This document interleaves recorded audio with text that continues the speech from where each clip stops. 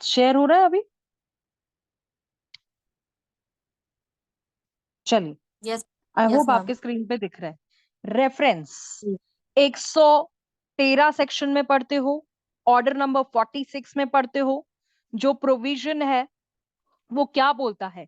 Reference का मतलब है जो छोटे मोटे कोट्स होते हैं, जिन्हें चीजें समझ नहीं आती, जिन्हें लॉ नहीं समझ में आता, जिन्हें रूल समझ में नहीं आता, जिन्हें रेगुलेशन समझ में नहीं आता, जिन्हें ऑर्डिनेंस समझ में नहीं आता, तो उसे क्या किया जाता है? हाई कोर्ट से ओपिनियन ली जाती है। लेकिन जो कोर्ट है वो किस पे लेता है? क्वेश्चन ऑफ लॉ पे। कोई भी पार्टी जब सूट फाइल करती है तो वो भी अप्लाई कर सकती है कि सर आप रेफरेंस में चले जाएं, ठीक है। लेकिन कौन? No party. कोई पार्टी नहीं कर सकती, I am sorry, no party can apply. कोई भी पार्टी नहीं कर सकती। It is only the subordinate court, यानी कि जो लोअर कोर्ट होता है, जिसको लॉ के बारे में किधर ना किधर कंफ्यूजन है, तो वो ये नहीं पूछ सकता कि सर सेक्शन 376 में हम लोग सजा दे सकते हैं कि नहीं दे सकते, ये नहीं पूछ सकता है। लेकिन कानून के जगह पे जहां पर क्वेश्चन ऑफ लॉ इन्वॉल्व हो जाता है, तो वो सबऑर्डिनेट को क्या है? पावर है कि वो क्या करेगा? रेफर करेगा। क्या रेफर करेगा? मैटर को रेफर करेगा। किसे करेगा? हाई कोर्ट को करेगा। कैसे करेगा? सो मोटो करेगा, ठीक है। खुद से, ऑन इट्स ओन मोशन, खुद से कर सकता है। जहां पर उसको डाउट है, जहां पर उसको वैलिडिटी के बारे में नहीं समझ आ रहा है। जैसे कि हम एग्जांपल देते हैं कि 138 का केस आया था, वैसे तो जहां कंप्लेनेंट की बैंक होती है वहां केस चलता है। सडनली ऐसा आ गया कि जहां अक्यूज की बैंक होगी वहां केस चलेगा। तो ये सब लोगों को डाउट आ गया कि अरे क्या दशरथ सिंह रूप राठौड़ की केस लॉ थी? 100% यही केस लॉ है, ठीक है। उसके बाद 113 सेक्शन क्या बोलता है? अ सबऑर्डिनेट कोर्ट एक्सरसाइज करता है ये राइट इन सिचुएशंस में, यानी कि ऐसी कोई सिचुएशन आ जाती है जिन्हें ये करना पड़ता है। वरना तो नीचे वाले कोर्ट को तो बोलेगा तू डड्डू है क्या, तुझे इतना नहीं समझता है क्या क्या करना है। तो जहां पर क्वेश्चन ऑफ वैलिडिटी आ जाए, जहां पर रूल नहीं समझ में आए उसको, रेगुलेशन, कानून, देखो कॉन्स्टिट्यूशन बनता है तो ऑर्डिनेंस पास होता है ना, वहां से बिल पास होके आता है, वो बिल हम लोगों के ऊपर लागू होता है ना। तो जो कोर्ट है वो ये सूट के अंदर एंटरटेन करने के लिए मांग सकती है। तो कोर्ट की अगर ओपिनियन है कि भाई नहीं, हमें तो ये सब जो प्रोविजंस है ये अल्ट्रा वायर्स है, इसका मतलब है कि हमारे पावर में नहीं है इन सब चीजों को करने के लिए, ये इनऑपरेटिव है। यानी कि अगर मेरा पावर है, मैं उस पावर को उस तरीके से इस्तेमाल ही नहीं कर सकूं, तो कहीं ना कहीं ऊपर जो सुप्रीम कोर्ट वाले बैठे हैं वो बोलेंगे तुमने क्यों किया, हमसे क्यों नहीं पूछा? तो हम ऐसे भी मरते हैं, वैसे भी मरते हैं, तो क्यों ना हम उनसे पूछे और कहें कि ये तो अल्ट्रा वायरस है, ये मेरे पावर में ही नहीं है, इनऑपरेटिव है, मैं कैसे कर सकता हूँ? तो ये जो क्वेश्चन है इस प्रोविजन के अंदर, before made invalid either by high court और सुप्रीम कोर्ट, अगर सुप्रीम कोर्ट ने कह दिया कि व्हाट्सएप के थ्रू, फेसबुक के थ्रू, मेल के थ्रू आप उनको सम्मन्स नहीं भेज सकते, तो नहीं भेज सकते। सुप्रीम कोर्ट ने डिक्लेयर कर दिया ना, तो शट योर माउथ, आप लोअर कोर्ट हो ना, वही करो जो हाई कोर्ट और सुप्रीम कोर्ट आपसे कहती है। नहीं तो उनको फटकारा जाता है, पता है आपको? मैं आपको बता दूं कि उनके जो वहां के जो जजेस होते हैं वो कोऑर्डिनेट करते हैं लोअर जजेस के साथ में भी, क्योंकि जैसे कोई केस हो वो उसकी वैलिडिटी को प्रॉब्लम ना आए और केस जल्दी से जल्दी डिस्पोज ऑफ हो चुके, ठीक है। क्लियर हो गया आपको? इतना क्लियर हुआ? ठीक है, अब रिव्यू पे आते हैं। Yes ma'am. Reference clear, review पे आते हैं। सेक्शन 114, रिव्यू का मतलब क्या होता है? मैं आपको यहाँ पे बता दूं कि आपको पता है रिव्यू क्यों लिया जाता है? अंपायर जो होता है, आपको पता है जब आप मैच खेलने जाते हो विकी, जैसे आप क्रिकेट खेलते हो, तो आप देखते हो कि जो प्लेयर्स होते हैं वो रिव्यू लेते हैं कि आउट है कि नहीं, स्टंप पे लगा है कि नहीं, एनपीडब्ल्यू है कि नहीं, विकेट है कि नहीं है, बॉल नो बॉल था क्या नहीं था, तो उन चीजों पे रिव्यू लेते हैं। तो कोर्ट में किन चीजों पे रिव्यू लिया जाएगा? जहां पर ऐसी कोई चीज है, एग्जाम्पल के तौर पे लेती हूँ, ठीक है। अब एक मेंटेनेंस का केस है, एक्स पार्टी चला है, ठीक है। वाइफ बोलती है मेरे को तो मेंटेनेंस चाहिए, वाइफ के फेवर में केस आ गया, डिक्री आ गई, अब वारंट निकलने चालू हो गए, पकड़ो इस साले को, कहाँ पे है। तो यहाँ पे अपने आप को कैसे बचाया जाएगा, रिव्यू फाइल के, भाई मेरे को सम्मन्स ही नहीं सर्वस हुआ है, एक्सपार्टी हुआ है, आप मेरे को कैसे पकड़ सकते हो, ऐसे कैसे आप मेरे को आ गए मेरे दरवाजे पे, लोग क्या बोलेंगे। तो वहां पे हम रिव्यू जा सकते हैं, वेरी सिंपल एग्जाम्पल। दूसरी बात मैं बता दूं कि ऑर्डर 20 का रूल 3 जो डिसीजन है कि has sign no amendment can be made thereafter. देखो अगर कोई डिसीजन हो गई, जजमेंट हो गई, उसके बाद आप अमेंडमेंट कर सकते हो क्या?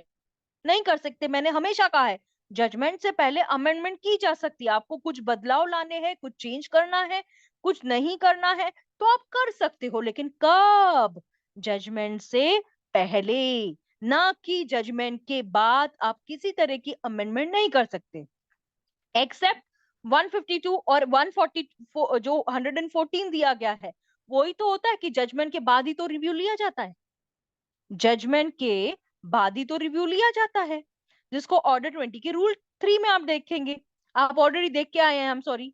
तो ये जो डिसीजन होता है वो बाइंडिंग हो जाता है। तो रिव्यू जो होता है वो सेम कोर्ट में जो डिक्री हुई है उसको कहा जाएगा कि भैया तू अपनी डिक्री को रेक्टिफाई कर, जो तूने गलती किया है, वो जो तूने मिस्टेक किया है, जो तूने एरर किया है, the error is made on the face of the record. ये ना रिव्यू का मूल मंत्र है। रिव्यू का मूल मंत्र ये है कि error is made on the face of record, यानी कि गलती तेरे मुंह पे है, तुझे दिखाई नहीं दे रही, ये रिव्यू है। तो 114 रिव्यू जो होता है अग्रीव पार्टी, यानी कि जो बेचारा सहन करने की बात बाहर है उसकी चीजें, या डिक्री हो चुकी, ऑर्डर जो अपीलेबल है या नो अपील हो सकती है उसके हाथ में, तो क्या करेगा, अगर अपील नहीं हो सकती तो वो रिव्यू में ही जाएगा। अगर डिसीजन कोई स्मॉल कॉजेस कोर्ट ने दिए है, तो लिमिटेशन पीरियड क्या होता है रिव्यू फाइल करने का, 30 दिन from the date of order या डिक्री। ये रिव्यू फाइल आप कब कर सकते हो, 30 डेज टाइम पीरियड रहता है कि आप 30 दिन, लेकिन हाँ इसका बेनिफिट लेंगे। आप बोलेंगे एक्स पार्टी जजमेंट हुई, हमको क्या मालूम, हमको नहीं मालूम, जब तक हमारे घर पे डिक्री लेके हमारे घर पे कोई आता नहीं है बोलने के लिए कि चलो मेंटेनेंस का पैसा भरो, कोई कोर्ट का ऑफिसर नहीं है, हमको कहाँ से मालूम पड़ेगा। तो इस चीजों का बेनिफिट लोगे आप रिव्यू के अंदर। तो ऑर्डर और decree pass after such review final होगी, ठीक है। The review petition is a discretionary of the court to choose. अभी देखो क्या होता है ना, अब रिव्यू करना मतलब, देखो मैंने जो ऑर्डर किया, मैंने जो जजमेंट की, मैंने जो डिक्री की, और मैंने करने के बाद मैं उसको चेंज करने जाऊं, तो सामने वाले के ऊपर इंप्रेशन क्या आएगा, ये जज थोड़ा ना, इसको नहीं आता है कुछ भी, इसको क्या समझता है, ये क्या करता है, ऐसे बहुत सारे जने करते हैं। तो रिव्यू करने के लिए जो जजेस होते हैं वो कब कब कांपते हैं, उन्हें डर लगता है कि हमारी बदनामी ना हो जाए, हमारी इज्जत खराब ना हो जाए। देखो आफ्टर ऑल जज है, तो जो भी ऑर्डर जो भी डिक्री पास होती है रिव्यू में वो फाइनली होती है। तो इसको लेकर क्या होगा कि अगर कोर्ट चाहे तो रिजेक्ट भी कर सकता है, कोर्ट चाहे तो एंटरटेन भी कर सकता है। तो एज अ मैटर ऑफ क्या फैक्ट क्या है कि सुप्रीम कोर्ट भी रिव्यू कर सकती है अपने डिसीजन को, कब, कौन से आर्टिकल में, इस आर्टिकल को 137 of the constitution of India कहा जाता है। जो सुप्रीम कोर्ट के रूल्स है 1966 पे, वो रिव्यू पिटिशन फाइल की जाती है within 30 days from the date of judgment. Judgment के बाद 30 दिन का टाइम देते हैं आपको, उसमें आप रिव्यू कर सकते हैं, ठीक है। Revision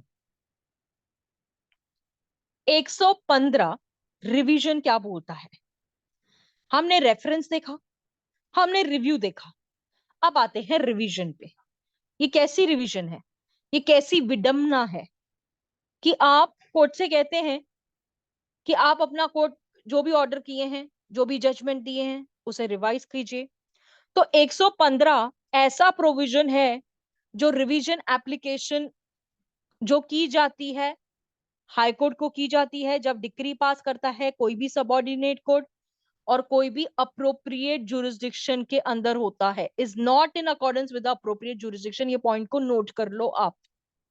revision application is only to the high court when the decree is passed by the subordinate court, ठीक है।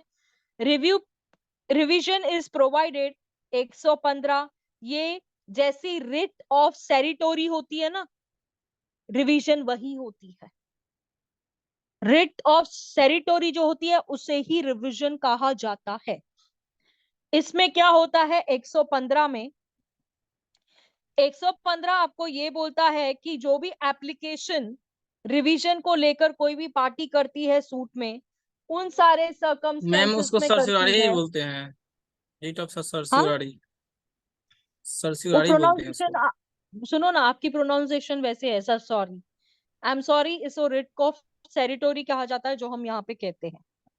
तो आपकी प्रोनाउंसिएशन शायद मेरे से अलग भी हो सकती है, कोई प्रॉब्लम नहीं है। आप जिसे भी, जिस तरीके से भी इसे, सेरिसोरी, जो भी आपको प्रोनाउंस करना है आप इसे कहिए, पर ये याद सरसिवाड़ी। रखिए कि रिवीजन और रिट ऑफ सेरिटोरी सेम ही रहता है।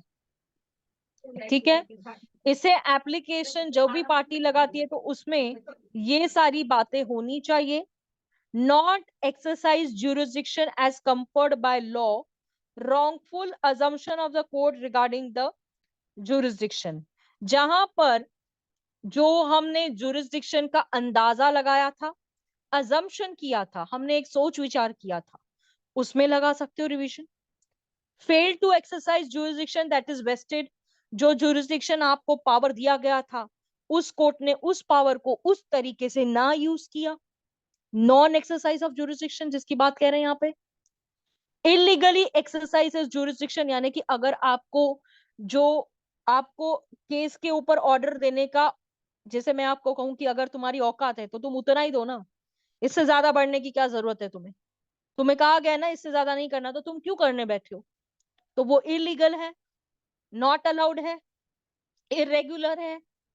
तो सेक्शन 115 जो आपको कहता है कि प्रिवेंट सबऑर्डिनेट कोर्ट और row or court from acting arbitrarily, illegally, irregularly और कॉन्स्पिरेसली, यानी कि क्या होता है, कैप्रिसियसली भी बोल सकते हैं, कॉन्स्पिरेसली भी बोल सकते हो आप इधर, कि अगर जो सबऑर्डिनेट कोर्ट है वो ठगी कर रहा है, वो आपसे ठगी कर रहा है, वो आर्बिट्ररीली एक्ट कर रहा है कि नहीं ऐसा ही होगा भाई, इलीगली कर रहा है कोई भी ऑर्डर, या इरेगुलरली कर रहा है जो उसको करना भी नहीं चाहिए, या उसने कैप्रिसली किया कि नहीं भाई यही है, तो उसको जाकर आप रिवीजन में जा सकते हो, उनको लेकर आप हाई कोर्ट जाओगे कि सर ये देखिए आप रिवर्स कीजिए इस जजमेंट को।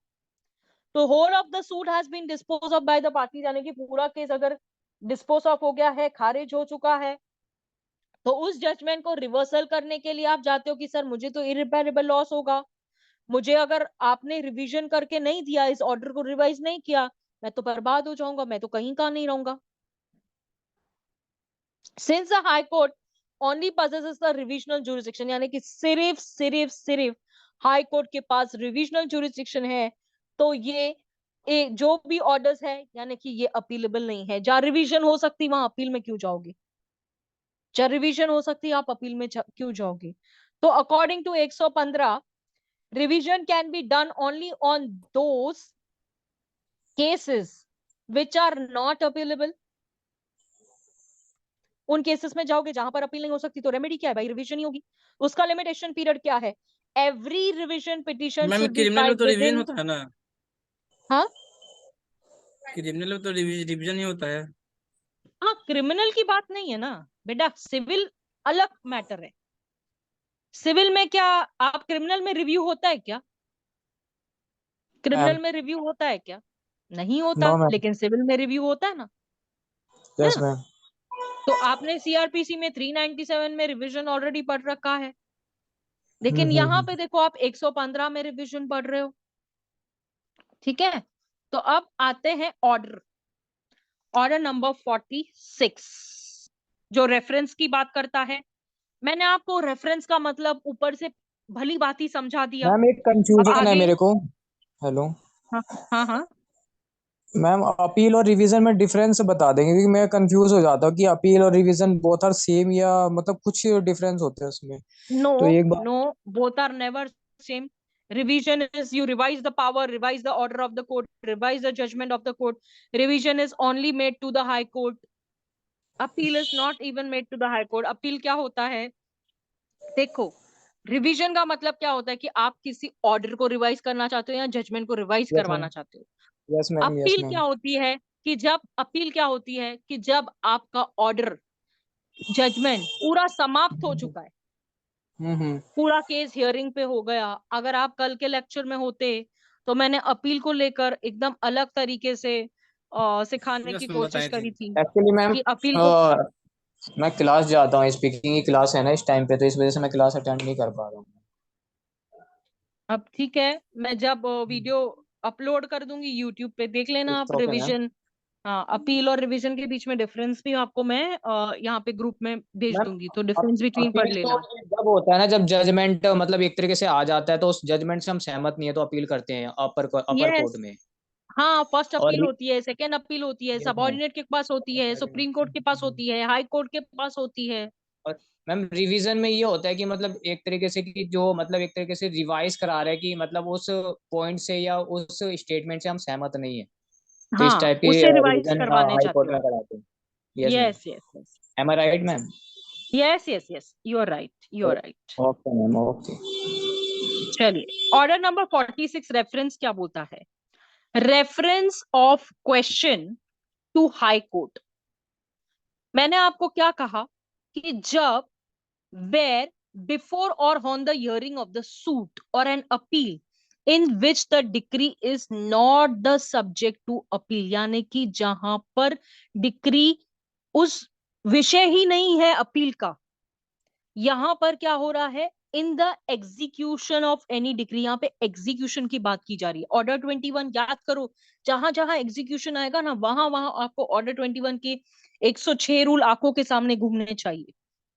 एनी क्वेश्चन ऑफ लॉ, जहां पर कानून विभाग का ऐसा प्रश्न जो कानून संबंधित रखता है, usage having the force of law arises, on which court is trying the suit or appeal or executing the decree, entertains a reasonable doubt। ये सब करते समय जब लोअर कोर्ट को कहीं कानूनी भाषा नहीं समझ आ रही, जो लॉ पॉइंट है नहीं पल्ले पड़ रही, इरेगुलरिटी लग रही है, उस कानून की भाषा को नहीं समझ में आ रहा है कि सुप्रीम कोर्ट और हाई कोर्ट आपको इस चीजों को करने के लिए परमिशन देती है या नहीं है, आइदर इट्स ओन मोशन और on application of the parties, यानी कि वो खुद भी कर सकती है। ठीक है, यानी कि जैसे हमने देखा कि सो मोटो, हमने जब मैंने आपको ऊपर उस चीज का पूरा बताया रेफरेंस विद सेक्शन, तो उस समय मैं आपको इस चीज के बारे में बता चुकी हूं। तो जहां पर ऐसी कोई एप्लीकेशन है, draw up a statement of facts of the case and the point where the doubt is entertained, refer such statement which is an opinion on the point of the decision of the high court। अब ऐसी कोई समस्या जिसका हल और निवारण high court ही कर सकती है, ना आपको समझ में आ रहा है, जैसे कि मैंने कहा कि 376 जो रेप केस होता है, उसमें आप हाई कोर्ट से ये नहीं पूछोगे कि भैया इसमें बता कितनी सजा देनी है। नहीं, ऐसा कोई वाक्य, ऐसी कोई बात जो आपको लॉ से रिलेटेड नहीं समझ में आ रही, उसी चीज को आप रेफर करते हो। कौन रेफर करता है? जो लोअर कोर्ट होती है, जो सबऑर्डिनेट कोर्ट्स होती है, वही रेफर करती है हाई कोर्ट को। हाई कोर्ट उसका जवाब बनाकर आप लोगों को भेजती है, और उस तरीके से ही आपको फिर वो छापा मारना होता है। आप मतलब कोर्ट, कौन सी कोर्ट? Subordinate court. ठीक है। रूल नंबर 2, कोर्ट में pass a decree against the contingent upon the decision of High Court. फारा, आपको समझ तो आ रहा है ना? Yes, ma'am. हाँ। द कोर्ट में आइदर स्टे द प्रोसीडिंग्स, यानी कोर्ट क्या करेगी, अगर ऐसी कोई भी बात है, ठीक है, तो स्टे लगा देगी, रुका देगी चीजों को, थम जाएंगी चीजें। सच रेफरेंस पास अ डिक्री और make any contingent upon the decision but no decree or order shall be executed in any case in which such reference is made until the receipt of a copy of judgment of the high court upon the reference। जब तक High court अपनी टिप्पणी नहीं करती उस order और उन चीजों के ऊपर, तब तक आप एज अ लोअर कोर्ट ना आप डिक्री पास कर सकते हो, ना आप ऑर्डर पास करते हो, जब तक कोर्ट से, हाई कोर्ट से एक एनवलप आता है, उस एनवलप को वो कोर्ट होती है वो खोलती है, उसके अंदर सारा का सारा वो मैटर लिखा होता है, उसी तरीके से आपको जजमेंट करना होता है और डिक्री पास करनी होती है। ये कहता है कोर्ट में pass a decree upon the decision of High Court. जब तक हाई कोर्ट डिसाइड नहीं करेगी तब तक लोअर कोर्ट को शट योर माउथ करके बैठना होता है। ठीक है। Rule number 3, judgment of High Court to be transmitted, case dispose of accordingly. यानी कि हाई कोर्ट का डिसीजन हो गया तो after hearing the parties, if they appear to desire to be heard, shall decide on the points so referred and transmit a copy of its judgment under the signature of registrar to the court by which the reference was made, and such court shall on the receipt thereof proceed and dispose of the case in conformity with the decision of the high court। अब क्या बोल रहा है यहाँ पे, सीधी सी बात है, सीधा सा हिसाब है कि जो जजमेंट हाई कोर्ट ने आपको भेजी है और आपसे कहा है कि इस तरीके से हम आपको कॉपी भेज रहे हैं, जो कॉपी हाई कोर्ट भेजती है वहां का जो रजिस्ट्रार होता है उसके ऊपर सिग्नेचर करता है, उसके ऊपर सील होता है, उस सील को खोला जाता है और उसी तरीके से आपको डिसीजन देके केस को डिस्पोज ऑफ करना होता है। ये कहा रूल नंबर 3 ने। रूल नंबर 4 कहता है कॉस्ट ऑफ रेफरेंस, अभी जो पैसा होगा वो कौन भरेगा, क्योंकि ये जो कॉस्ट है, अब हाई कोर्ट को भी तो हम लोग जो कर रहे हैं तो उसका भी तो खर्चा होगा ना, तो ये डिसीजन जो होगा shall be the cost in the case, यानी कि वो कॉस्ट जिस फेवर में जाता है, यानी कि जो भी पार्टी है उससे ये कॉस्ट वसूला जाएगा। ठीक है। उसके जिसके बाद फेवर में में क्या है? हाँ, जिसके फेवर में आता है, अगर समझो अगेंस्ट भी चले जाता है, अगेंस्ट भी चले जाता है तो भी उन दोनों पार्टियों से वसूल किया जाएगा। तो मैम दोनों से? यानी हाँ हाँ हाँ, अगर अगेंस्ट में जाता है तो दोनों से वसूल किया जाता है, फेवर में जाता है तो उसी पार्टी से तो लिया एक जाएगा। से। फिर कॉस्ट, यहाँ समझो आपने रेफर करवाया तो आपसे लिया जाएगा, कोर्ट खुद सो मोटो रेफर करती है तो पार्टी से वसूल करेगी। Okay ma'am. 4A, reference to high court under provision section 113। ये बात मैं आपको ऊपर ही बता चुकी हूँ, 113 का प्रोविजन, सेक्शन 113 अपन ने ऊपर ही पूरा कंप्लीट कर लिया है। Power to alter decree to court making reference. अब इस केस में जो रेफर किया गया है हाई कोर्ट को, वो हाई कोर्ट रिटर्न कर सकती है केस को अमेंड करके, यानी चेंज करके, ऑल्टर कुछ कटाकुटी करके, कैंसल कुछ पार्ट निकाल के, सेटिसाइड उसको बदल के, किसी भी डिक्री को, जैसे कोर्ट ने अपने को रेफरेंस मांगा है तो वो भी हाई कोर्ट क्या करेगी, उसी अकॉर्डिंग से ऑर्डर आपको बना के नीचे भेजेगी और आप बस कर लीजिएगा। ठीक है।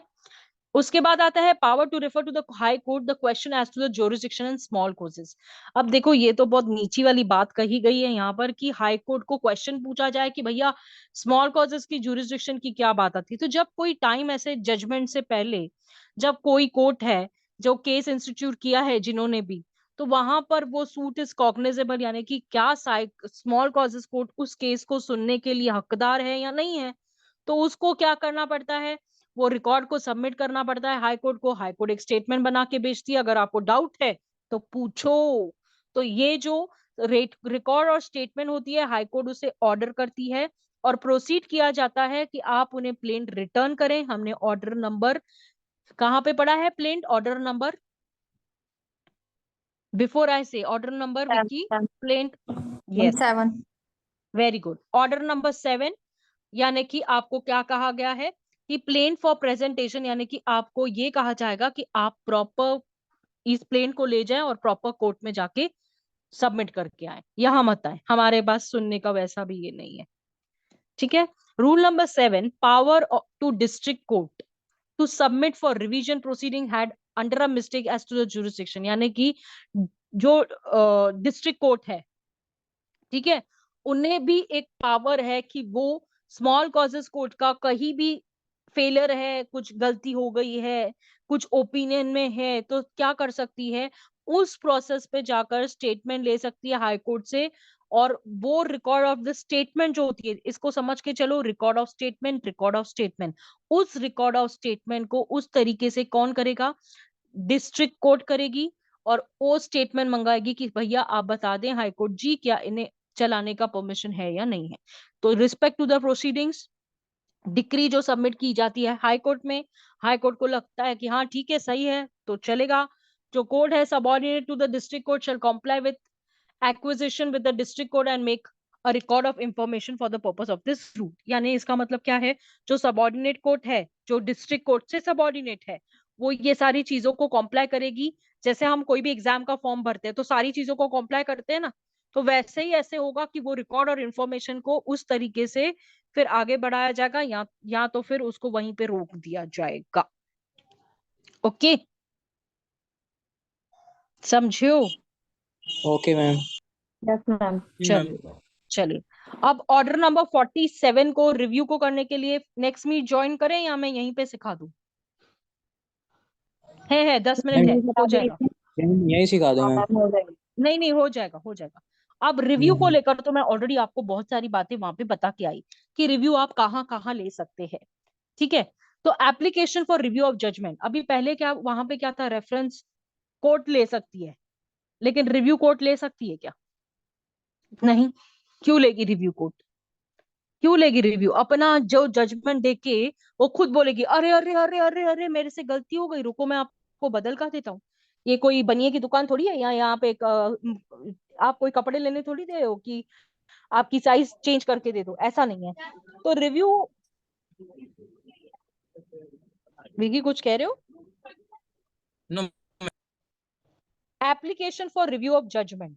अब जो पर्सन अपने आप को ये मानता है कि उनके साथ नाइंसाफी हुई है किसी डिक्री में, किसी ऑर्डर में, किसी अपील में, या उसकी अपील नहीं प्रेफर की गई है, अलाउ की गई है, तो कहीं ना कहीं या तो reference from the small causes court को लेकर है, तो जहां पर discovery from the discovery of new and important matter और एविडेंस, यानी कि कुछ नई चीज है, नया चीज डिस्कवर हुआ है, नया है, इंपॉर्टेंट है, उसको एविडेंसेस है, तो क्या होगा, after the exercise of due diligence, यानी कि अपना पूरा का पूरा दिमाग इस्तेमाल करके, was not with in his knowledge, यानी उसको इस चीज की जानकारी नहीं थी, और could not be produce by him at the time when the decree was passed, और यानी कि उस समय उसके पास ये एविडेंसेस, यानी कि कुछ नई चीज इसके पास नहीं थी, या उस ऑर्डर में लाने के लिए या उस डिक्री में लाने के लिए, तो उसमें मिस्टेक हो गया।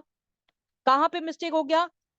On the face of the record, यानी कि सूट के मुंह पे गलती हो गई, मैं तो ऐसे कहती हूँ। ठीक है, या एनी अदर सफिशिएंट रीजन, यानी कि इसके अलावा कोई रीजन है जहां पर रिव्यू लेने की बात है, तो जजमेंट रिव्यू लिया जा सकता है किसी भी डिक्री के ऊपर, किसी भी ऑर्डर के ऊपर। अगर कोई पार्टी है जो अपील नहीं कर रही है फ्रॉम अ डिक्री, तो वो रिव्यू कर सकती है जजमेंट। जरूरी नहीं है कि अपील में जाना, आप रिव्यू भी करवा सकते हो जहां पे आपको लगता है कि अरे ये तो उसने पूरा पूरा का पूरा गलत ही कर दिया है। तो notwithstanding the pendency of appeal by some other party except the ground of such appeal. अब क्या होता है ना, बहुत सारे बच्चे कंफ्यूज होते हैं कि मैम हमने रिव्यू फाइल किया तो हम लोग अपील में जा सकते हैं क्या? हम यहाँ पे रिव्यू कर देते हैं, हो गया तो हो गया, नहीं तो अपील में चले जाते हैं। ऐसा नहीं करना चाहिए, ऐसा मैम एक नहीं मेरे को भी करना डाउट चाहिए। है अभी। हाँ, जैसे कि अपील अपील में तब जाएंगे जब जजमेंट से हम असहमत है, मतलब एक तरीके से जजमेंट के खिलाफ है, तो अपील कर दिया हमने हाई कोर्ट में। लेकिन रिव्यू हम तब करेंगे जब उसके अंदर पूरा प्लेंटी, मतलब जो है, जो सूटी है वो पूरा रॉन्ग है, पूरा गलत है, तब ऐसे फाइल करेंगे डिग्री में। रॉन्ग कैसे है? ऐसे किसने कहा आपसे कि सूट रॉन्ग है?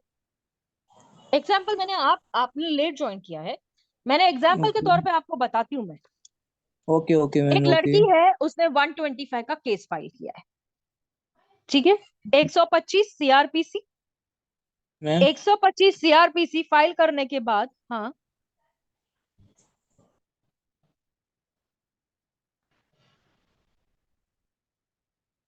वो कुछ कह रहा है क्या? No ma'am. मैम कंटिन्यू कीजिए।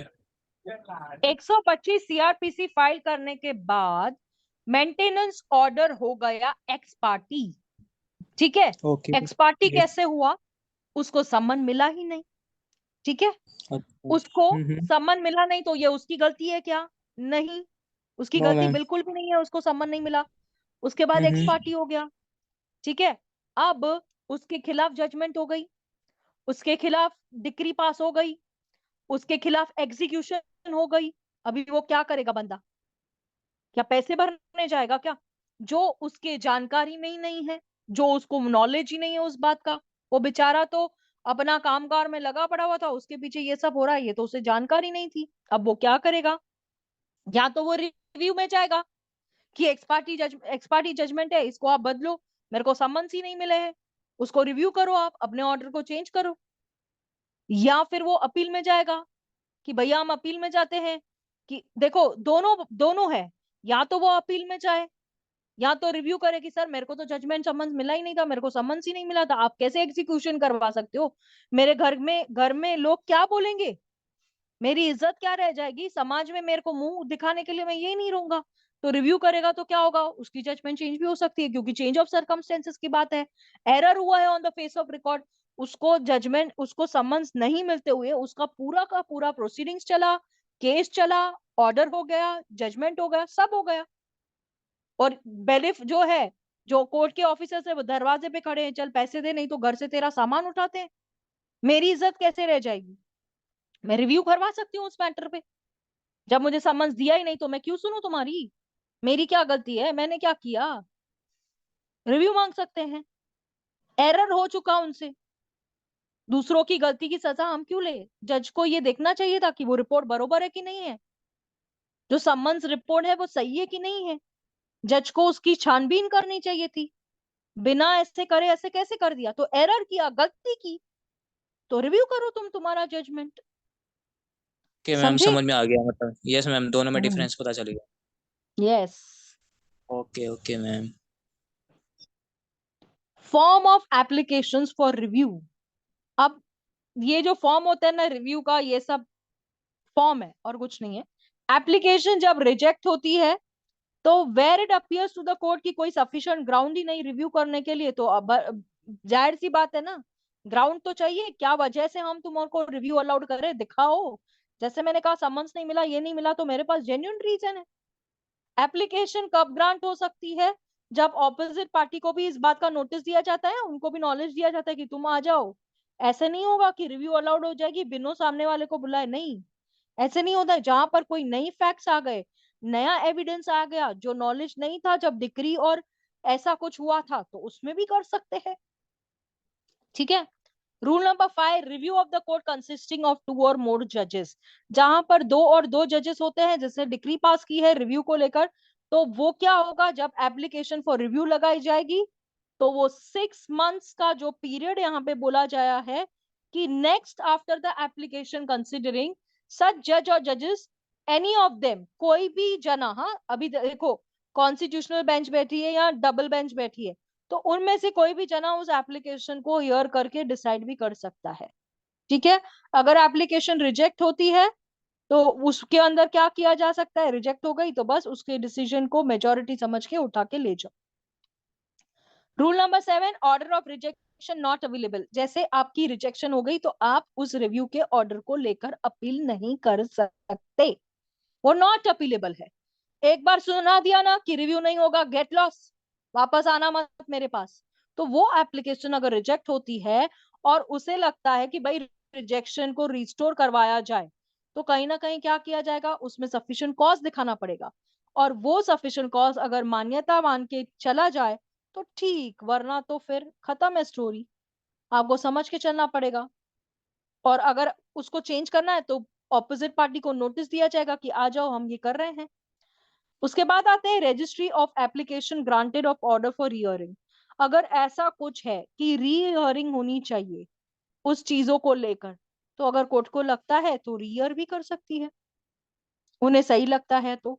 बार of certain application, no application to review an order made an application review और अ डिक्री और ऑर्डर पास में भी रिव्यू शैल बी एंटरटेन।